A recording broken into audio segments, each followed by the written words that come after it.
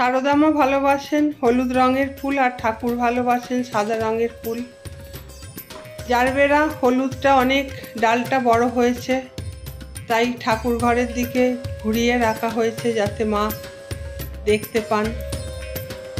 তিনি তো জগতীশ্বরী, সবই দেখছেন, তবুও আমরা আমাদের মতো করে চেষ্টা করি।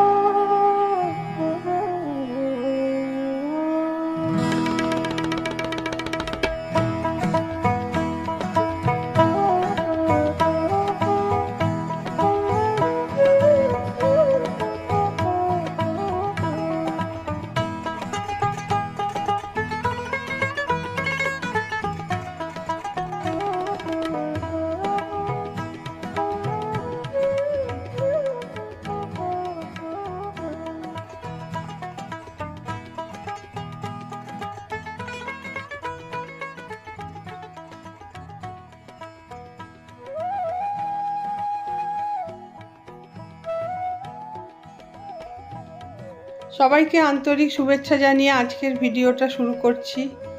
কদিন ধরে খুব হাওয়া দিচ্ছে আর ভালো ঠান্ডা ঠান্ডা ভাব আছে, সেরকম গরম লাগছেই না, তাই সকালের চাটা আমরা এখন ছাদে বসেই খাচ্ছি।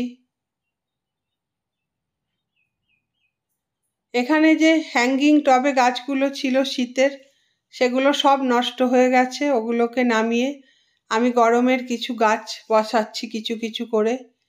কিন্তু এখন যা হাওয়া দিচ্ছে, এরপরে আরও ঝড় বৃষ্টি বাড়বে, তখন মনে হচ্ছে এই টবগুলো আর এখানে ঝুলিয়ে রাখা যাবে না, হাওয়ায় নিয়ে গিয়ে কোথায় ফেলে দেবে। সব কিছুই খুলে নিতে হবে। আমি ওয়াল হ্যাঙ্গিংগুলো দিয়ে সাজিয়েছিলাম, ওগুলো সব, আর বাড়িতে গোটা বাড়িতেই টুনি লাগানো আছে। যেহেতু জায়গাটায় অতটা আলো নেই, তাই কালী পুজোর সময় টুনিটা লাগিয়েছিলাম, ওগুলো আর খুলিনি। ওগুলো সবই এখন খুলে নিতে হবে দেখছি। এখানে মাচাটা এই কয়েকদিন হলো করা হয়েছে। কুমড়ো গাছটা যখন ছোট্ট ছিল তখন মাচাটা আমি করে দিতে বলেছিলাম। কুমড়ো গাছ বড় হয়ে কুমড়ো ধরাও শুরু হয়ে গেল। 2-3 দিন আগে এসে পাতামণির বর মাচাটা বেঁধে দিয়ে গেছে। এখন মাটিতে ছিল কুমড়ো গাছটা, পাতাগুলো মাটির রসটা পাচ্ছিল। তুলে দেওয়াতে বড় বড় পাতাগুলো যেগুলো ছিল ওগুলো শুকিয়ে শুকিয়ে যাচ্ছে, কিন্তু ডালপালা সব ঠিকই আছে, নতুন আবার পাতাও গজাচ্ছে।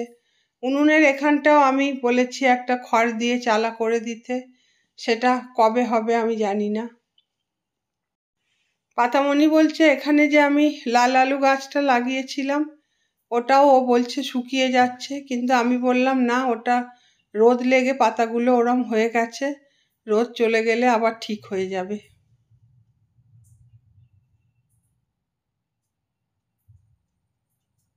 এখানে স্থলপদ্ম গাছ, 2টো পলাশ গাছ সবই টবে ছিল।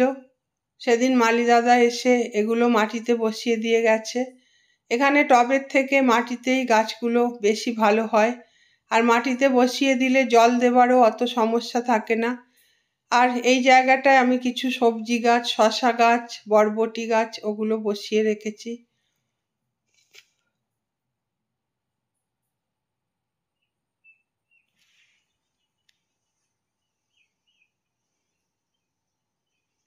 এখানের প্রাকৃতিক সৌন্দর্যটা অন্য রকম, এটা আর নতুন করে বলার কিছু নেই।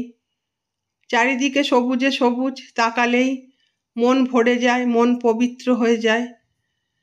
আর এই যে আমার দত্তপ্রিয়া গাছ, বলেছিলাম সারা বছর ফুলে ফুলে ভরে থাকে। আমার তো মনে হয় বেশ কয়েকটা এই গাছ এনে লাগিয়ে দিই, কিন্তু আমরা যারা গাছ করি তারা জানি কি প্রচণ্ড নেশা এটা। মনে হয় পৃথিবীর সমস্ত গাছ আমার কাছে থাকুক, তাই একটা দুটো এরম করেই লাগাতে হয়। এই লাগাতে লাগাতেই এত ভরে যায় যে জায়গা পাওয়া যায় না। আমার তো এখন শুধু ছাদ নয়, এত বড় একটা জমিও আছে, তাও মনে হয় যেন জায়গা কম পড়ে যাচ্ছে। কলিয়াসগুলো আমি ঠান্ডা ছাওয়া জায়গায় লাগিয়ে রেখেছি, মনে হচ্ছে সারভাইভ করে যাবে।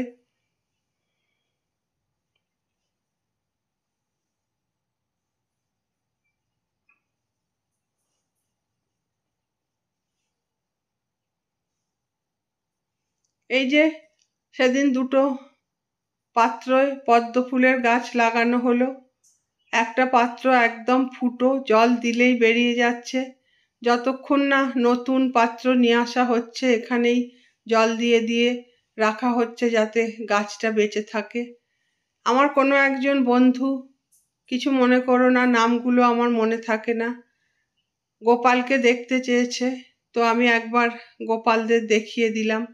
পুজো হয়ে গেছে আমার অনেকক্ষণ, এখন এই গাছগুলো একটু দেখাচ্ছি, ভিডিও করছি, সেই সঙ্গে গোপালকেও দেখিয়ে দিলাম। তুমি দেখে নিশ্চয়ই আনন্দ পাবে।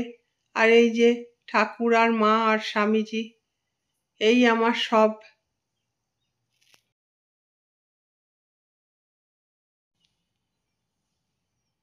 ওই যে যাচ্ছে, আজকে খুব বকা খেয়েছে, খুব বদমাইশি করে মাঝে মাঝে, সময় মতো আসবে না, বলে যাবে না যে আমি কালকে আসবো না, আর আমার হয়ে যায় মুশকিল।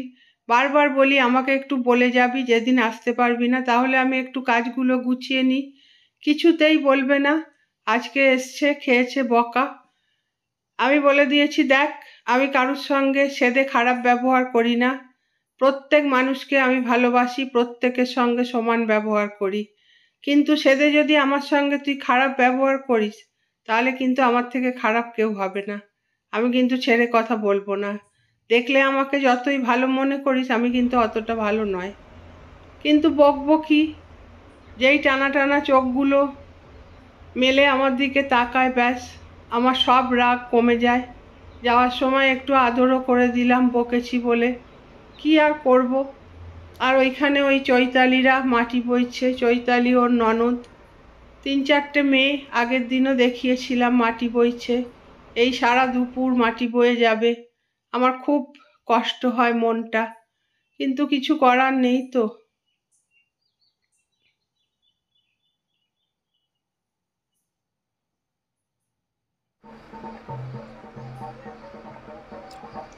যে দৃশ্যটা এখন দেখছো, এটা কিন্তু কোনো আনন্দের দৃশ্য নয়। কিছুদিন আগে বলেছিলাম অল্প বয়সে একটা ছেলের ডেথ হয়ে গেছে, তার সমস্ত কিছু আমি বলেছিলাম, কিভাবে কি হয়েছিল। আমার খুব মন খারাপ হয়েছিল।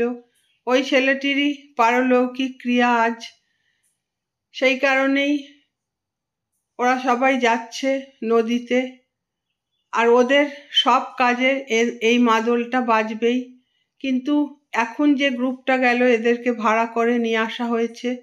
ছেলেটি নাকি মাদল বাজাতে খুব ভালোবাসতো, ওরই আত্মার শান্তির জন্যে ওরা ভাড়া করে নিয়ে এসে এখন কোপাই নদীতে ওদের কোনো কিছু নিয়ম আছে, সেগুলো সারতেই যাচ্ছে। তো এটা আমি রাখবো নাই বলেছিলাম, আগে থেকেই পাতামণি আমায় বলেছিল যাবে ওরা, তুমি ছবি তুলবে, কিন্তু আমার খারাপ লেগেছিল, রাখবো না ভেবেছিলাম, কিন্তু ওর অনুরোধেই আমি রাখলাম। ও আবার আমাকে ফোন করে জানিয়েছে যে ওরা যাচ্ছে, তুমি ছবি তোলো, এইটা তুমি ভিডিও করবে। তো ওর অনুরোধেই আমি এটা রাখলাম। ওর থেকেই অনেক কিছু জানতে পারছি। ওদের একটা সময়েই সমস্ত কিছু হয়, বিয়ের অনুষ্ঠান, পারলৌকিক ক্রিয়া, এগুলো যখন তখন করে না ওরা। ওই বাদনা পরবের পর থেকে কিছু কিছু মাস আছে, সেই মাসেই এগুলো হয়। এমনকি ওদের এই যে অনুষ্ঠান হয়, এতে যে নেমন্তন্ন হয়, তো ওদের সবাইকে একটা করে মুরগি আর চাল নিয়ে যেতে হয়। আবার বিয়ে বাড়ি হলেও নাকি ওদের চালটা নিয়ে যেতেই হবে গিফট হিসেবে, এটা মাস্ট। তো অনেক কিছু জানতে পারছি ওর থেকে। বিয়ের ব্যাপারটাও বেশ অন্যরকম, সেটাও একদিন বলবো। আর ওই যে আসছে আমার পাগলা ঘোড়া, মাঝে মাঝে সোদপুরের হাওয়া না খেলে ওর মন ভালো থাকে না, সেটা অবশ্যই স্বাভাবিক। বন্ধু বান্ধব সবাইকে ছেড়ে আমাদের জন্যেই ও এখানে আছে, তো মাঝে মাঝে তো একটু সোদপুরে যেতে বন্ধু বান্ধবের সঙ্গে দেখা করতে ইচ্ছেই করে। তবে এবারে গিয়ে খুব কষ্ট হয়েছে। কলকাতায় নাকি ভীষণ গরম, কিন্তু আমাদের এখানে সেরম গরম নেই।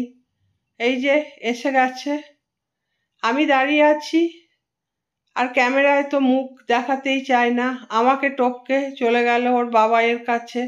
আর বাবাইও তেমন, একদম ফোন খুলে বসে আছে ছেলে কখন কোন স্টেশনে আসছে না আসছে। তো বিদায় বেলায় তোমাদের একটু সবুজই দেখিয়ে বিদায় নেব।